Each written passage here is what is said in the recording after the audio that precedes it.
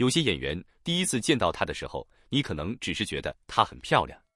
但当你真正看过她的作品之后，才会发现她最让人难忘的并不是外表，而是那种很自然、很舒服的感染力。她就是翟艺莹，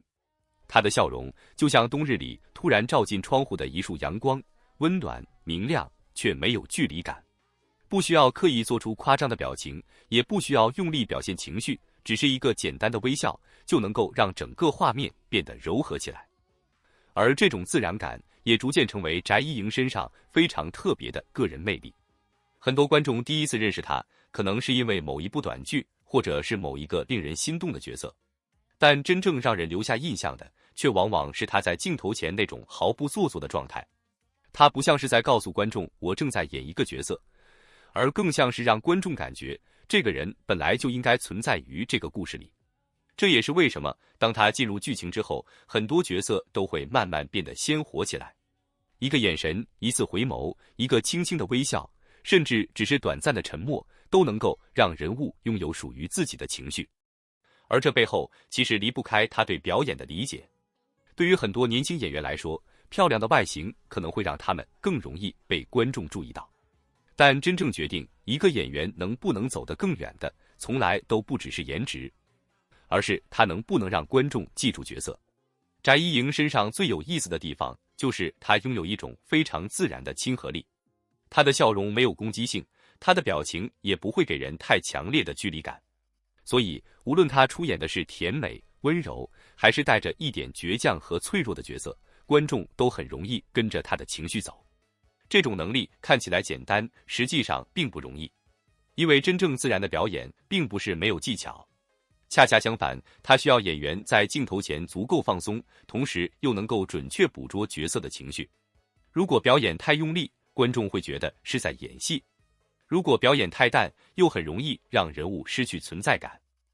而翟艺莹比较特别的一点，就是她常常能够在两者之间找到一个舒服的平衡。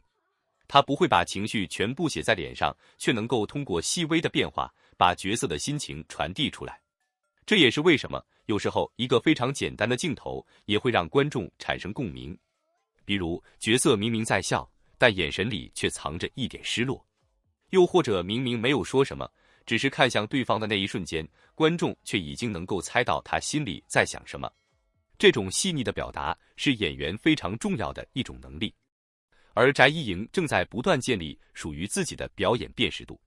当然，如果只用甜美2个字来形容她，其实还是太简单了。因为真正吸引人的从来不是单纯的外表，而是外表、气质和表演之间形成的一种完整感觉。她笑起来的时候让人觉得轻松，安静下来的时候又能够呈现出另外一种情绪。当剧情需要她表现脆弱的时候，她能够让人物显得真实，而不是单纯的依靠哭泣来制造情绪。当剧情需要她表现坚定的时候，她的眼神又能够发生变化。这种变化看起来很小，却能够让角色从一个平面的漂亮女孩慢慢变成一个有性格、有故事、有情感的人。这也是观众为什么会越来越期待她新作品的原因。大家期待的已经不只是翟艺莹会不会继续出演甜美角色，而是期待她还能不能挑战更多不同类型的人物。因为当一个演员已经拥有让观众记住自己的能力之后，下一步真正值得期待的就是她能够走多远。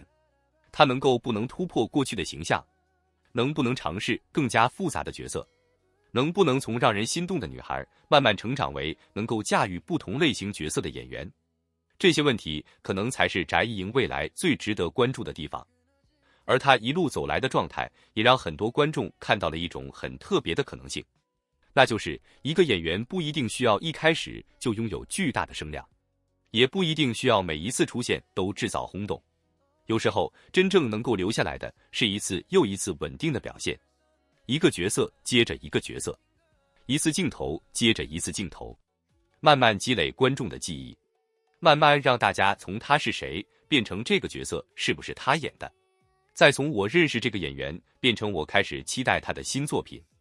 这其实就是演员成长最真实的一条路。而翟艺莹身上的这种成长感也让她越来越受到关注。尤其是在如今节奏越来越快的影视环境中，短剧正在成为很多年轻演员展示自己的重要舞台。短剧的节奏快，剧情密集，演员能够在很短的时间里完成大量情绪转换，这既是一种挑战，也是一种机会。对于演员来说，镜头时间可能没有传统长剧那么充裕，所以必须在有限的时间里让观众快速理解人物。一个眼神是什么情绪？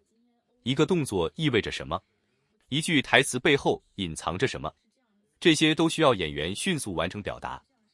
而对于翟一莹来说，这种高密度的表演环境也让她有更多机会去尝试不同人物。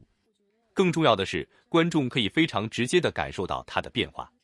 从一个作品到另一个作品，从一个角色到另一个角色，大家会发现她并不是停留在同一种表演方式里，她还在学习，还在尝试，还在寻找属于自己的位置。而这恰恰是一个年轻演员最珍贵的状态，不是已经完美，而是仍然拥有无限可能。所以，如果你问翟一莹身上最吸引人的地方到底是什么，也许答案并不是某一个具体的角色，